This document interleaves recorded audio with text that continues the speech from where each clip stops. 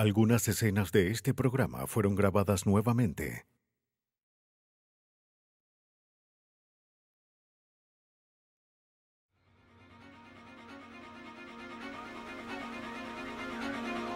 El hallazgo de un auto abandonado en las afueras de Filadelfia causa angustia a una familia y terror a una comunidad. Una mujer fue asesinada y su asesino sigue libre. Pero sus rastros permanecen. ¡Chris! En el sur de Chicago hay otro misterio. Un niño ha desaparecido. La búsqueda es frenética y las pistas son alarmantes. Los investigadores tratan de hallar al niño y a su secuestrador. Cuando las víctimas son jóvenes, el crimen es desconsolador. Y cuando no es la primera vez para un criminal, se trata de un giro cruel del destino. Las autoridades están dispuestas a resolver estos casos y a atrapar a quienes tienen la intención de matar.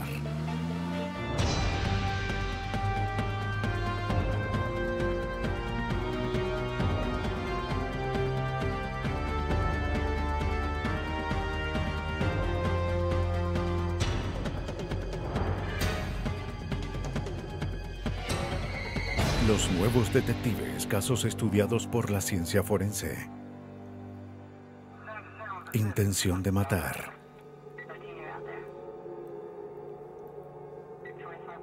Cerca de las 2 de la mañana del 20 de junio de 1996, un conductor de ambulancia observó un auto abandonado. Estaba estacionado en una rampa de salida de la Interestatal 476 al oeste de Filadelfia. El auto estaba en marcha y las luces y la radio encendidas, pero no había nadie adentro. El conductor llamó al 911. Estoy en la ruta 1, hay un auto. El operador de emergencias recibió la denuncia y envió a las patrullas más cercanas a la escena. Por favor, quédese allí. Enviaremos un oficial lo más rápido posible. El teniente Lenny Bandy fue informado y se dirigió al nudo vial. Cuando el auto fue hallado, la puerta del conductor estaba abierta, las luces estaban encendidas y el motor estaba en marcha. Eso fue inusual para mí. Parecía que había ocurrido un crimen. Una unidad de forenses, dirigida por Alan Stewart, llegó a la escena. Bueno, había sangre enfrente del auto y en ese punto supe que había que empezar lo más rápido posible. Al frente del auto había una barreta. Cerca de allí había un charco que parecía ser sangre. Para mí fue mucho más que un auto abandonado y que un caso de personas desaparecidas. Las circunstancias eran sospechosas con la presencia de la barreta y la sangre al frente del auto y la manera en que el conductor parecía haber huido. Recogimos la sangre con un hisopo y la guardamos. La enviamos al laboratorio para un análisis de ADN.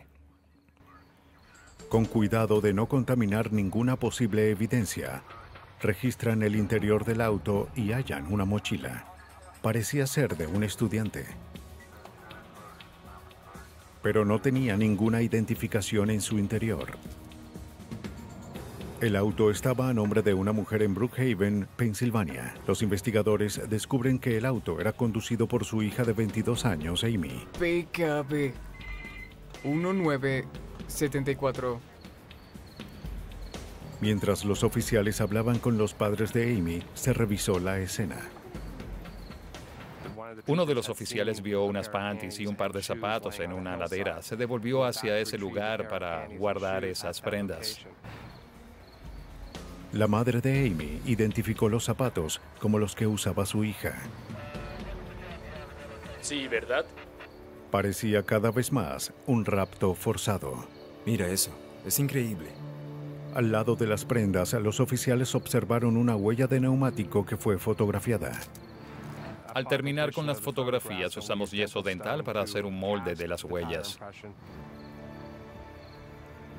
El molde fue enviado al laboratorio. Los padres de Amy estaban preocupados. sabían muy bien lo que podía haber ocurrido. Es necesario que... Su padre era oficial de policía. Su madre era enfermera. Queríamos hacer todo lo posible para llevar a esta chica a salvo con su familia. Esta es una foto de... Estuvieron de viaje y no vieron a su hija en varios días. Pero sabían que Amy planeaba salir con sus amigos esa noche. Sus padres dieron la descripción de su hija, incluyendo el tatuaje en su tobillo. Si no les importa, quisiera llevarme esta fotografía. ¿Necesita otra? Mientras los oficiales buscaban a la universitaria desaparecida, la prensa de Filadelfia se apoderó de la historia. Hablará con usted en un momento, señor. En la mañana, la difusión de la noticia hizo que los amigos de Amy que estuvieron con ella la noche anterior declararan. Tratamos de ubicar dónde estuvo Amy, saber qué estuvo haciendo desde que fue vista por última vez hasta que el auto fue encontrado. Todos sus amigos dijeron la misma historia. Era una reunión improvisada de amigos de la secundaria. Lo sé, lo sé. Hablaron por varias horas poniéndose al día. Dijeron que cuando Amy se fue del bar cerca de la 1:30 de la mañana estaba sola. ¿Qué le pasa? Oye, no lo sé. James. Nadie la vio ni oyó de ella desde entonces. También tenía una chaqueta de Jim. ¿Puede decirme qué ocurrió? En la división criminal del condado de Delaware, los detectives Greg Seltzer y Charles List se sorprendieron al saber que la hija de su amigo estaba desaparecida. Conozco a Paul desde hace años. Conozco a la madre de Amy. Queríamos hacer todo lo que pudiéramos para ayudar. El detective Seltzer contactó a su superior, quien de inmediato los colocó en el caso. Hablé con el capitán, quien era el jefe de detectives del condado, y le expliqué que la hija de un oficial estaba desaparecida. Mientras equipos de búsqueda trataban de encontrar a Amy, otro equipo se reunió en la estación para organizar una intensa investigación. Usamos lo que se conoce como victimología. Queríamos averiguar sobre el comportamiento y los patrones de conducta de Amy. Descubrimos que era una joven normal. Amy Wheeler era una atleta estelar en la Universidad George Mason. Era una estudiante responsable que acudía a clases de verano. No tenía vínculos con nada ni nadie peligroso. A las 5 de la tarde, habían pasado 15 horas sin señales de la joven. Mientras estábamos en la reunión, recibieron una llamada diciendo que encontraron un cuerpo que coincidía con la descripción de Amy. Unos niños habían hallado un cuerpo desnudo esa tarde en un área remota al norte de Filadelfia. Estaba a 40 kilómetros del auto de Amy. No había un bolso ni prendas de vestir cerca del cuerpo, pero todos sabían quién era. Es Amy. Las características físicas, el tamaño, la altura y peso eran congruentes con la descripción que nos dio la familia de Amy. En especial porque había un tatuaje en su tobillo que era idéntico al tatuaje que tenía Amy. Encontrar a Amy de esta forma fue difícil para todos los involucrados.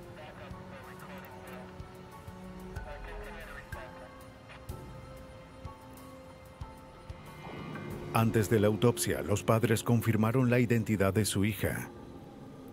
El forense determinó que la joven había muerto por múltiples golpes contundentes en la cabeza y cuerpo. Fue un terrible ataque.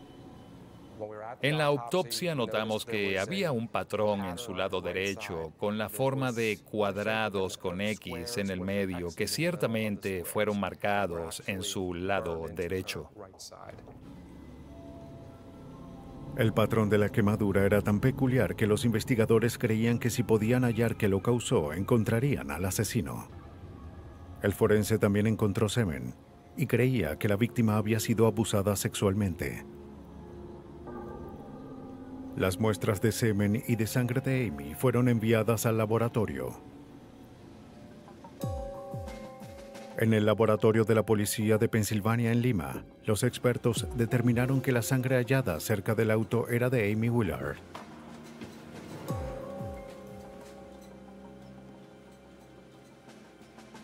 También se analizó el fluido seminal extraído de la víctima. Usando la técnica conocida como PCR, los investigadores hicieron millones de copias de una cadena de ADN hasta que fue lo suficientemente larga para descifrar.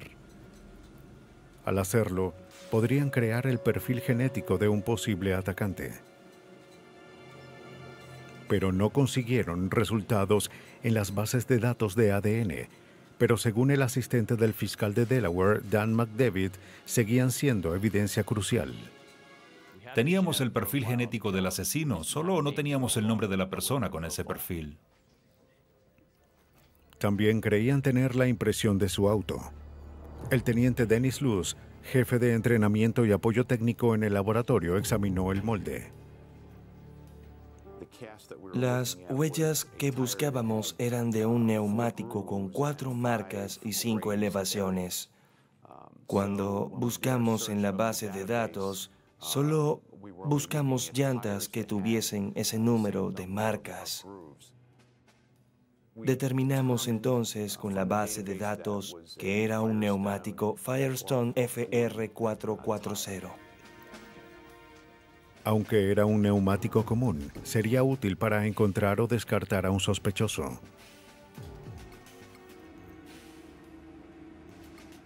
Los investigadores también debían examinar las quemaduras en el cuerpo de la víctima. Creíamos que si encontrábamos el origen de esas lesiones, sabríamos quién era el asesino.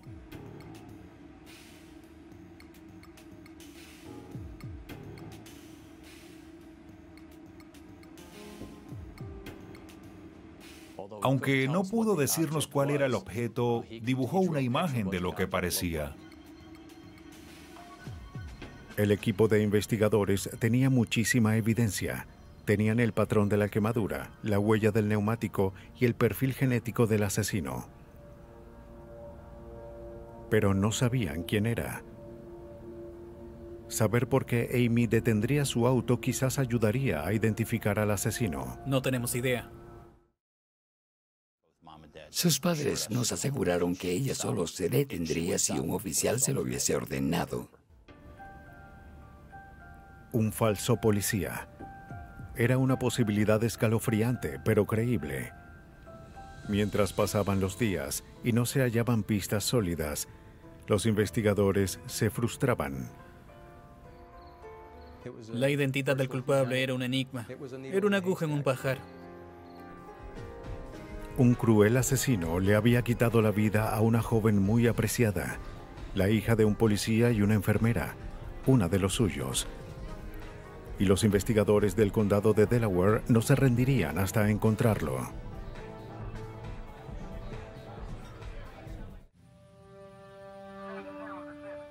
En el condado de Delaware, Pensilvania, la policía y los detectives investigaban el brutal homicidio de la universitaria de 22 años, Amy Willard. Muchos la conocían, ya que era la hija de un policía y una enfermera. Los investigadores tenían mucha evidencia física, lo que incluía un patrón de quemaduras en el cuerpo y el perfil de ADN del asesino, pero no tenían sospechosos.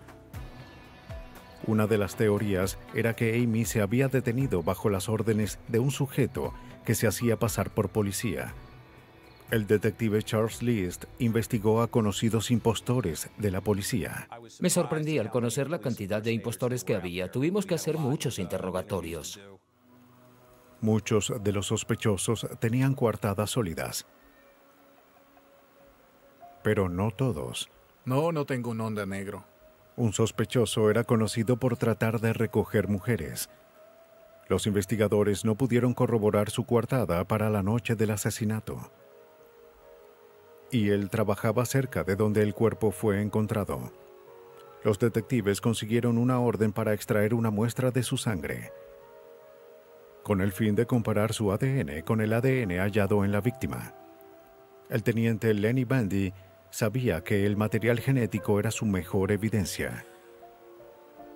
Esa era la pieza de evidencia más irrefutable que podíamos usar para acusar o descartar a alguien en nuestro caso. La muestra fue enviada al laboratorio. El sospechoso también conducía un auto congruente con el tipo de neumático que dejó la huella cerca del cuerpo de Amy. Los analistas compararon el molde tomado en la escena con una huella de los neumáticos del sospechoso.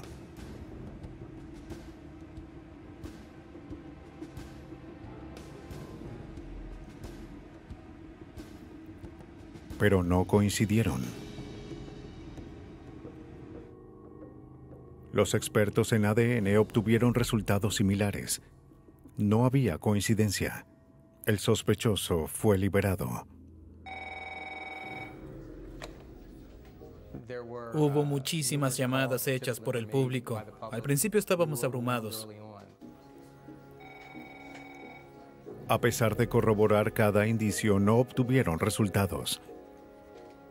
Los meses pasaron y la frustración crecía. Los detectives Charles List y Greg Seltzer descartaron a todos los impostores conocidos. No tenían idea de por qué Amy detuvo el auto. Pero la noche del 29 de mayo de 1997, casi un año después de la muerte de Amy Willard, la estudiante de enfermería de 19 años, Patty Jordan, acababa de salir de un club nocturno en Filadelfia y conducía a casa. Observé un auto que venía detrás de mí y que sus luces destellaban tras de mí. Así que me mantuve mirándolo y cambié de canal y también lo hizo. Lo hice de nuevo y él también. Aceleraba y él lo hacía. Frenaba y él también lo hacía.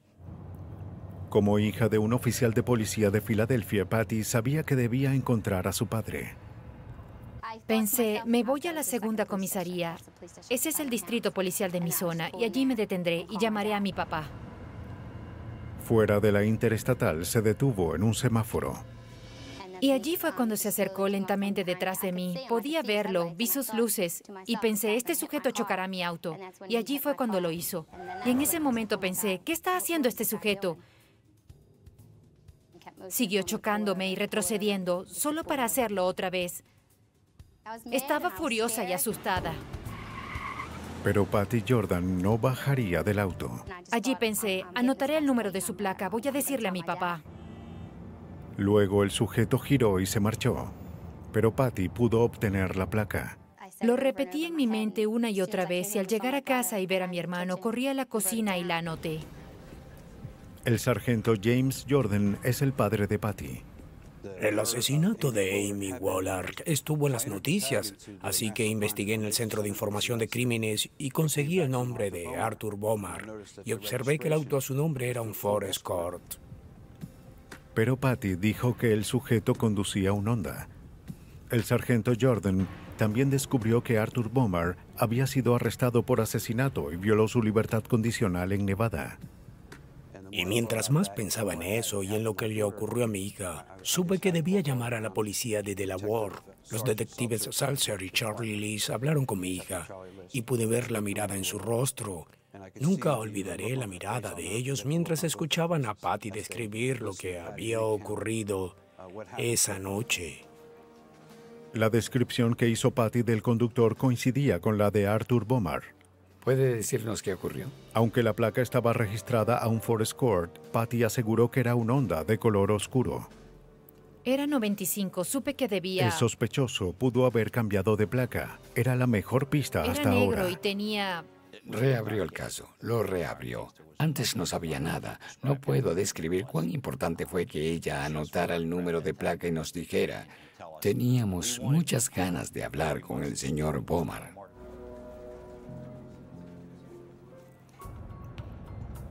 Al principio no pudieron encontrar al sujeto. Pero después de una larga y frustrante investigación, los detectives se sorprendieron por la rapidez con la que se reabrió el caso. La investigación llevaba un año y seguimos cada indicio que pudimos. Bomar apareció en el escenario y solo 3 días después lo arrestamos. El detective Seltzer y el detective List fueron a interrogar a Bomar en la estación de policía de Lower Merion, donde fue arrestado por cargos de robo. No quiero hablar de... Bomar negó saber algo sobre Amy Willard y dijo que nunca había estado en esa parte de Filadelfia donde su cuerpo fue encontrado. Admitió que estuvo en el bar en el que Amy fue la noche del asesinato, pero que no estuvo allí esa noche. Bien. Estaba en una fiesta. Bien, verificaremos.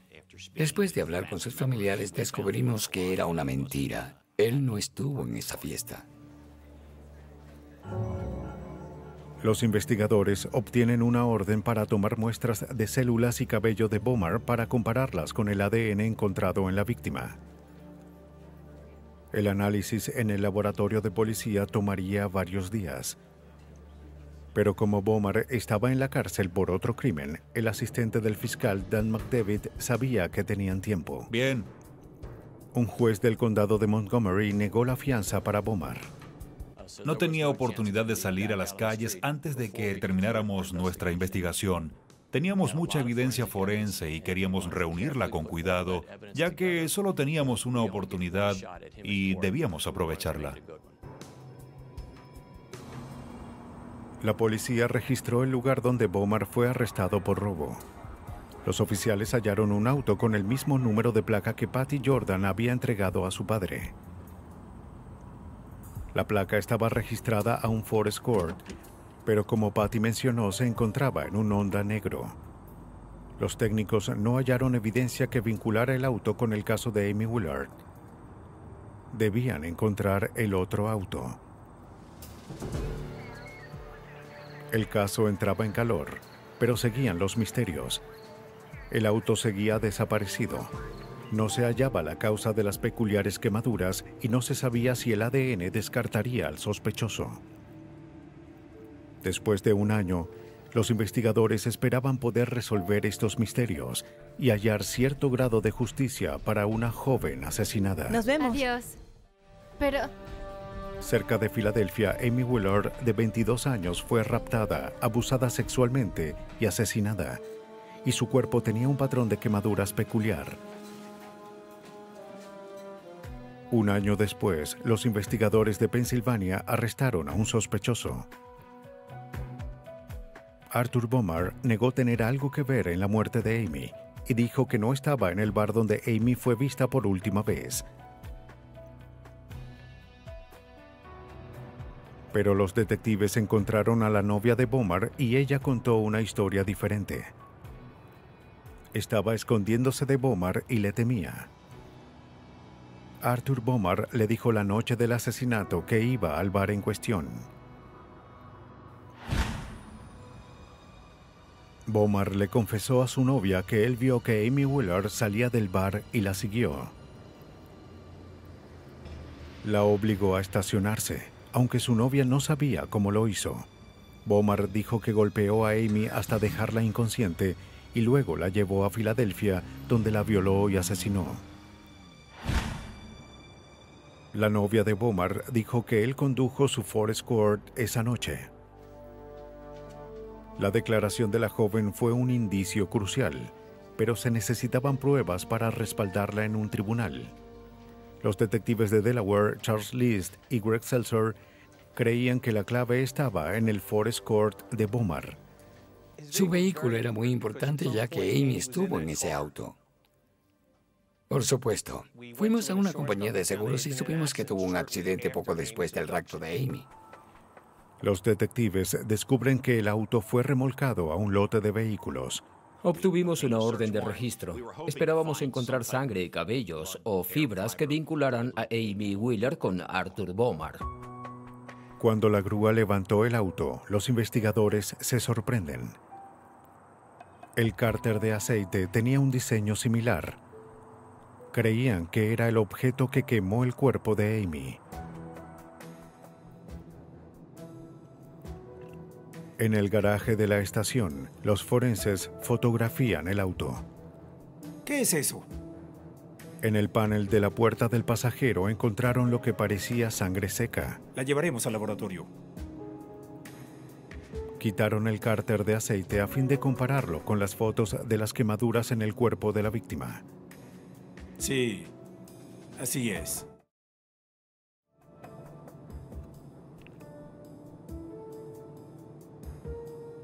Los técnicos sacaron los neumáticos del auto para compararlos con las huellas dejadas en la escena del rapto. Alan Stewart fue parte de la unidad de servicios forenses. Enviamos el cárter de aceite a un experto de las Fuerzas Armadas, quien confirmó que el cárter había causado el patrón en el cuerpo de Amy. El teniente Dennis Luz comparó el molde tomado en la escena del crimen con la huella del neumático Firestone FR440 del auto de Bomar. Pudimos determinar al comparar el molde con el neumático que ambos tenían la misma cantidad de desgaste. Soy el sargento Luz. Terminé de examinar la huella que envió, la del neumático. Es congruente con la huella de la escena del crimen. La experta en serología Cecilia Casiola examinó el panel de la puerta y halló sangre de Amy Willard.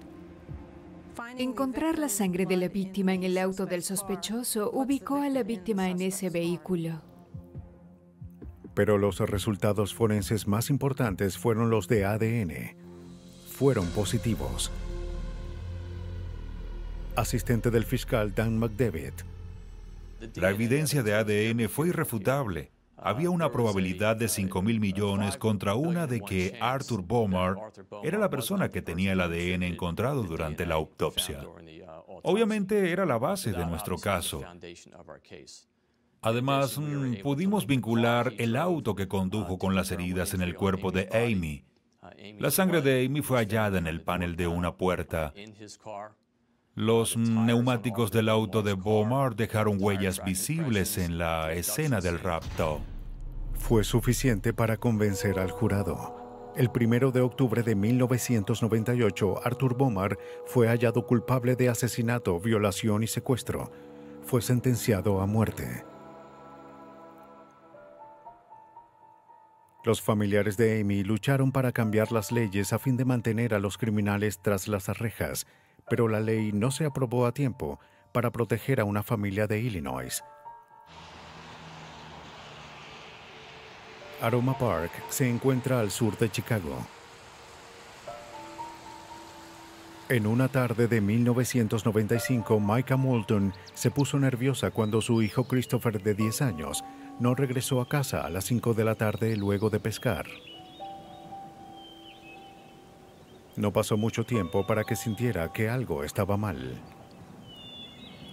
Me levanté y miré el reloj. Eran las 5:22. De inmediato supe que debía encontrarlo. Tenía que encontrarlo en ese momento. ¡Christopher! Micah dejó a sus otros hijos en casa por si Christopher regresaba y fue a la rampa para botes de Aroma Park en el río Kankakee, donde Christopher solía pescar. ¡Christopher! ¡Christopher! Recorrí el lugar. Lo llamé, empecé a gritar su nombre. ¡Christopher! Más de una hora después, Micah llamó al departamento del alguacil de Kankakee. El ayudante del alguacil, Brad O'Keefe, se preocupó al saber el lugar donde el niño estaba. Con la rapidez de ese río hay muchos ahogamientos, muchos caen y desaparecen, por eso es tan peligroso. Rich, ve al club de botes Aroma Park, hay un niño desaparecido. Micah le contó al agente Rich Burns sobre Christopher. Ella había preguntado a todos sus amigos. Ninguno lo vio después de las 4:30 en la rampa para botes. Se suponía que estaba pescando. Era inusual que él hiciera eso, que no regresara a casa a tiempo. Sabíamos que había que moverse, había que comenzar la búsqueda. Christopher Meyer. ¿Cuántos años tiene? Tiene 10 años. Y dije, bien, iré a buscarlo en el bosque. Y él me dijo, espera, guarda un momento. E hizo un par de llamadas y lo siguiente que recuerdo es que había perros de búsqueda y equipos y que los bomberos estaban allí. No sabíamos si se había caído en el río o si se había ido o si simplemente estaba perdido. De inmediato utilizaron cada recurso para la búsqueda. Todas las agencias locales enviaron oficiales. Estaban los departamentos de bomberos de Aroma Park y Kankakee. Usaron botes para realizar la búsqueda. Cuando las noticias se difundieron, muchos habitantes vinieron y colaboraron.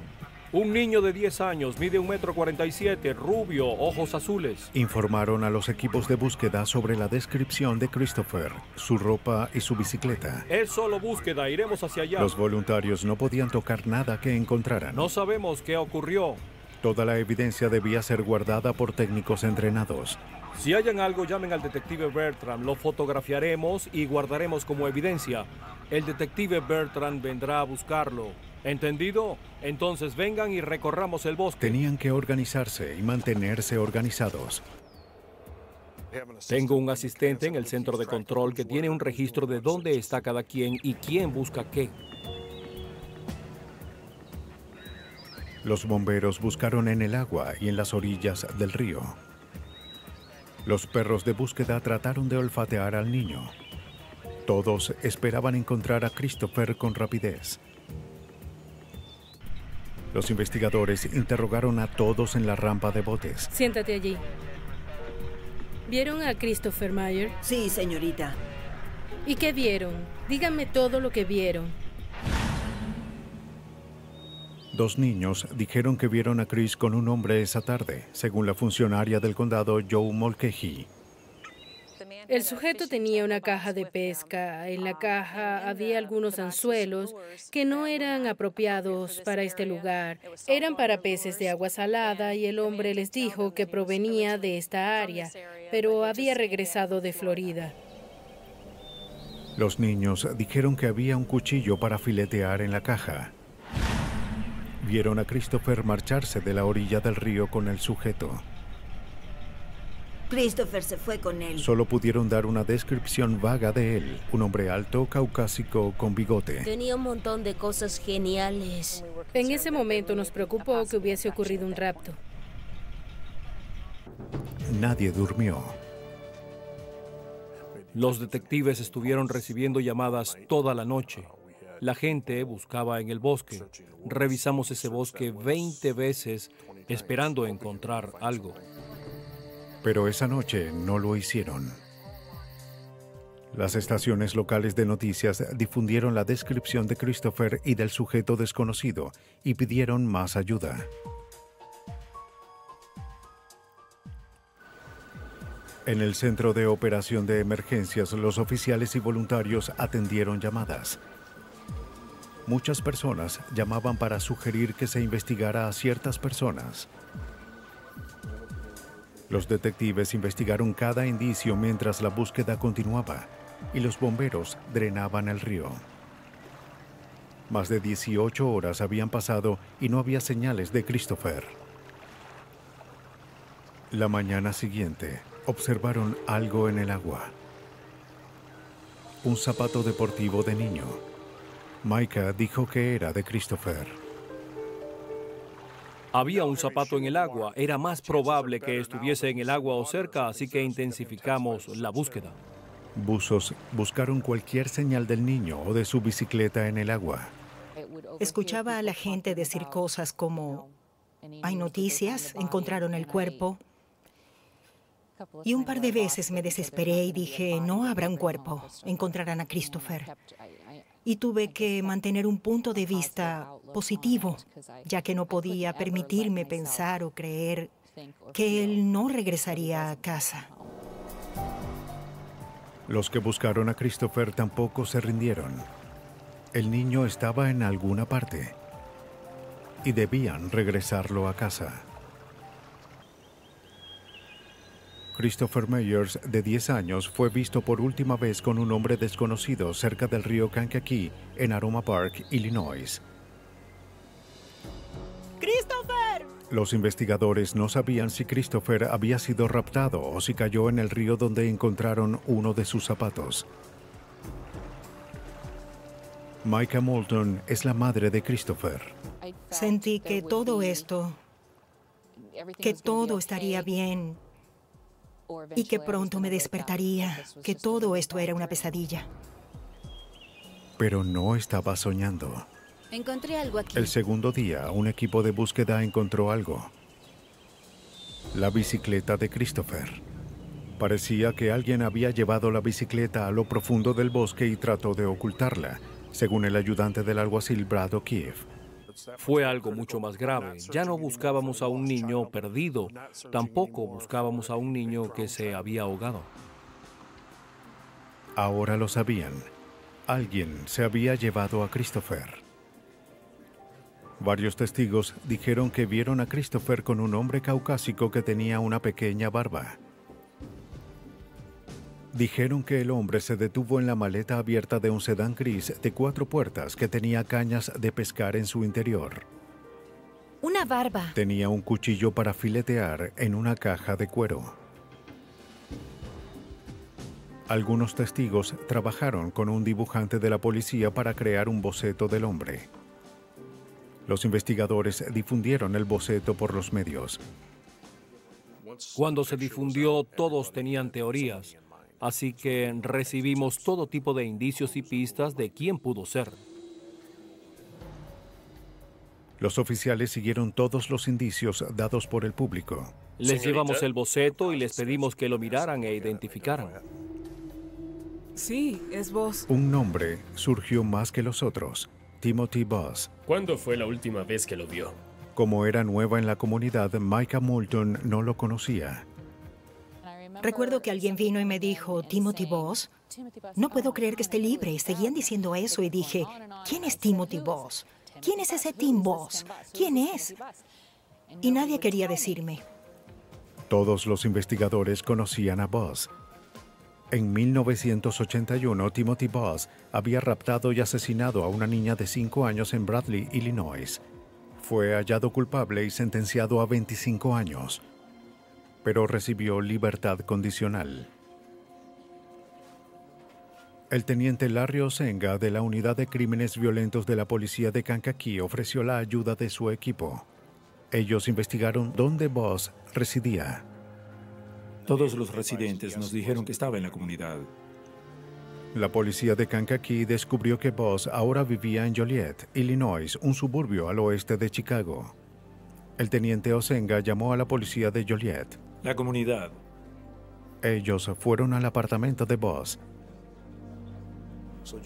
La policía nos ayudó. Fuimos donde estaba su residencia. No estaba allí en ese momento. Pero la policía de Joliet lo esperó.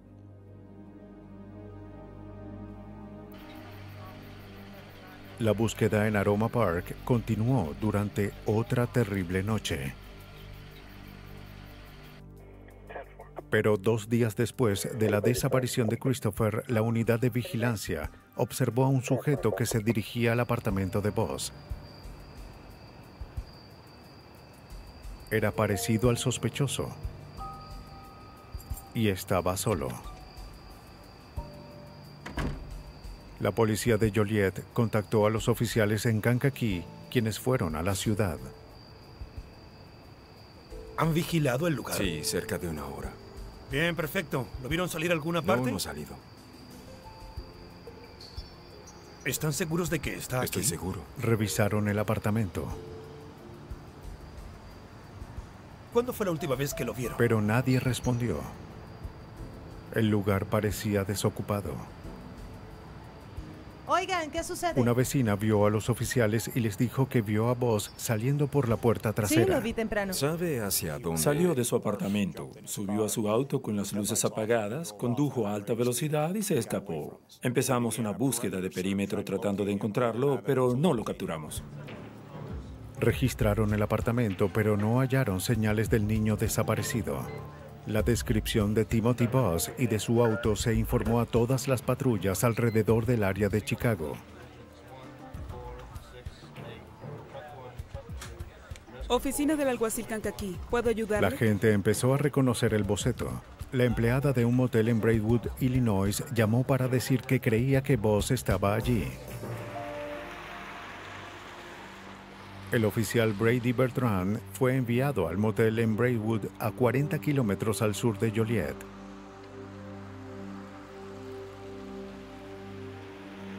Cerca de las 8 a.m., Boss salió del hotel y fue directamente al contenedor en el estacionamiento del hotel.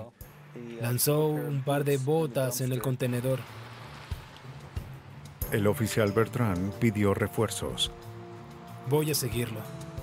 Necesito que alguien venga y retire las botas del contenedor. Luego siguió al sospechoso. Al principio tomó la 55 al norte, que lleva a la ciudad de Chicago, pero terminó girando un poco después hacia la ruta de Wilmington y se estacionó cerca del río para hablar con unos pescadores. El oficial Bertrand esperó que llegaran los refuerzos. 10-4, me quedaré hasta que lleguen. Mientras los detectives de Kankakee, Ron Killman y Randy Harman, fueron al motel en Braywood para guardar la evidencia.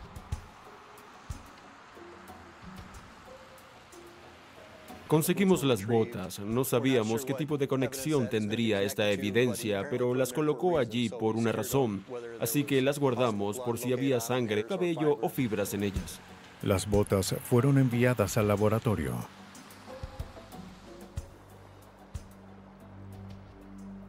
Los oficiales de Kankakee esperaban que Boss confesara. Sí.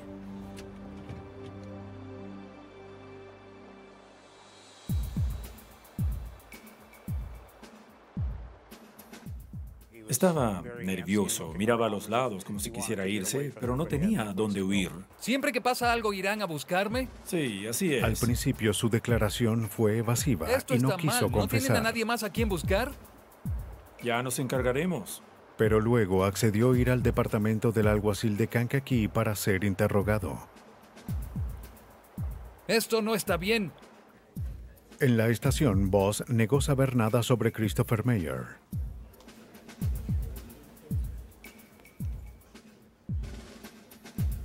Su abogado llegó para discutir sobre la petición de los oficiales de registrar el auto de Boss.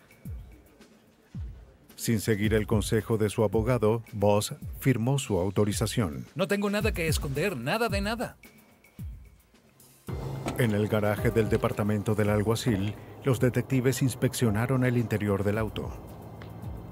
Un detective básicamente reúne las piezas de una historia y si hace bien su trabajo, encontrará la evidencia que le permitirá contar esa historia. En la maleta descubrieron un tirador de auto que parecía tener sangre. También hallaron una barreta y una caja idéntica a la que los jóvenes que vieron a Christopher por última vez describieron. No encontraron el cuchillo. Cuando quitamos los objetos uno por uno, pudimos observar en la alfombra debajo de las herramientas una cantidad considerable de sangre. Era un hallazgo difícil, pero importante. Nos dimos cuenta que si esto se convertía en un homicidio, debíamos vincular a la víctima con el sospechoso. Adentro, los técnicos hallaron un martillo. Tenía tierra en la parte de las garras. Eso indicaba que alguien estuvo cavando con ese martillo.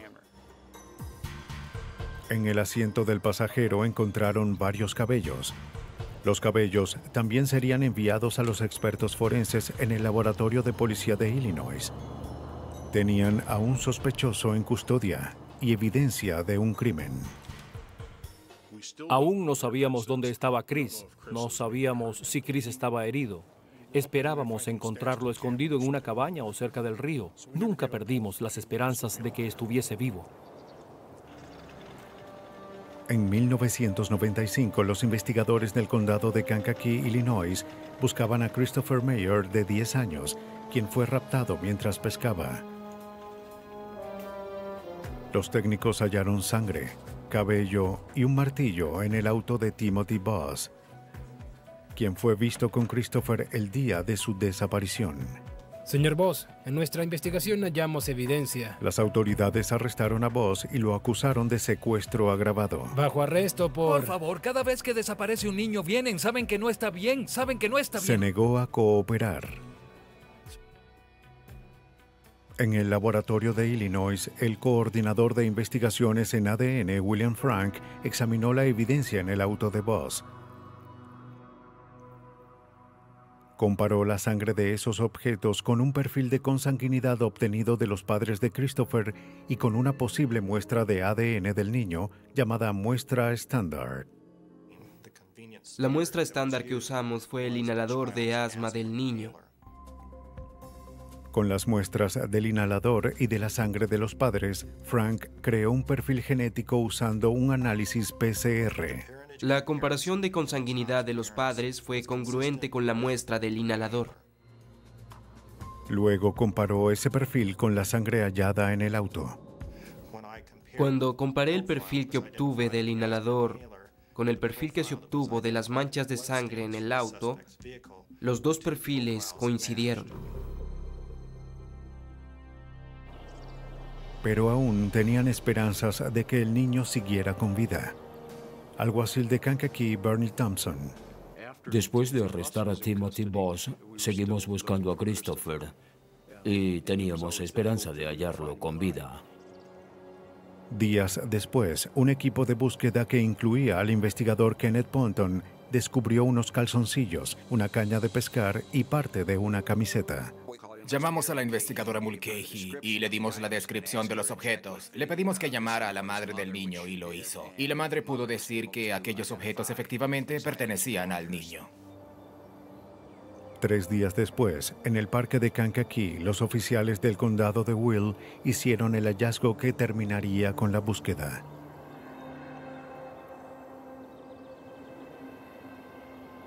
Debajo de una tabla parcialmente enterrada estaba el cuerpo de un niño. Había sido apuñalado más de 50 veces con un cuchillo. Era Christopher.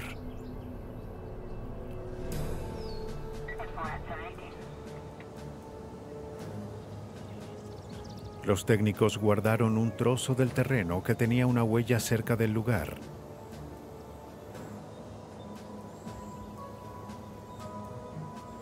También tomaron muestras del suelo.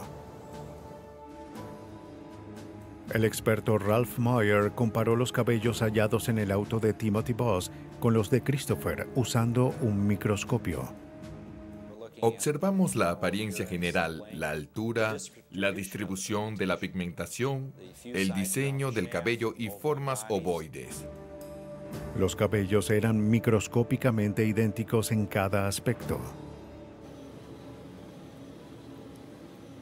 El geólogo Ken Knight examinó las muestras tomadas del lugar y de la tierra encontrada en el martillo.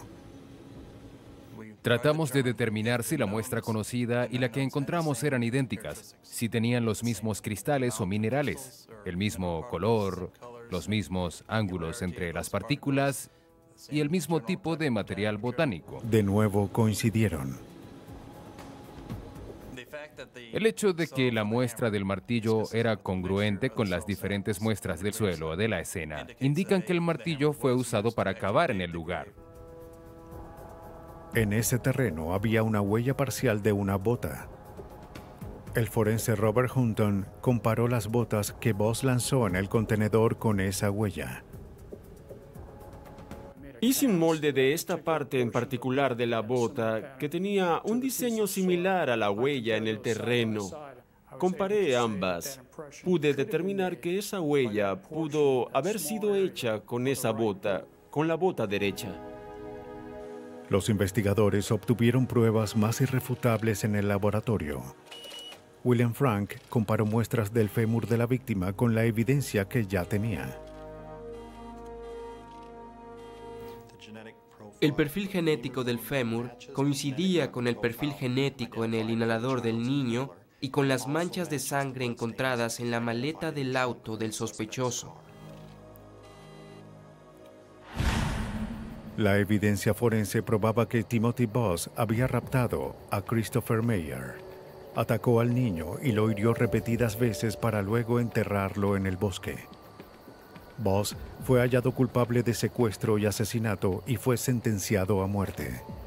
La condena fue cambiada a cadena perpetua en enero de 2003, pero esta vez no podrá obtener libertad condicional. Micah Moulton, madre de Christopher. La ira, la tristeza y la pena fueron tan abrumadoras, pero supe que podía usarlas de forma positiva para marcar una diferencia. Quiero que cambien las leyes. Hice presión para que se aprobara la ley de 0 oportunidades a asesinos y violadores, conocida como la ley de Amy. Esta ley, nombrada en honor de la universitaria asesinada Amy Willard, busca prevenir que los criminales más violentos obtengan libertad condicional. Fue aprobada por el Congreso estadounidense en el 2000.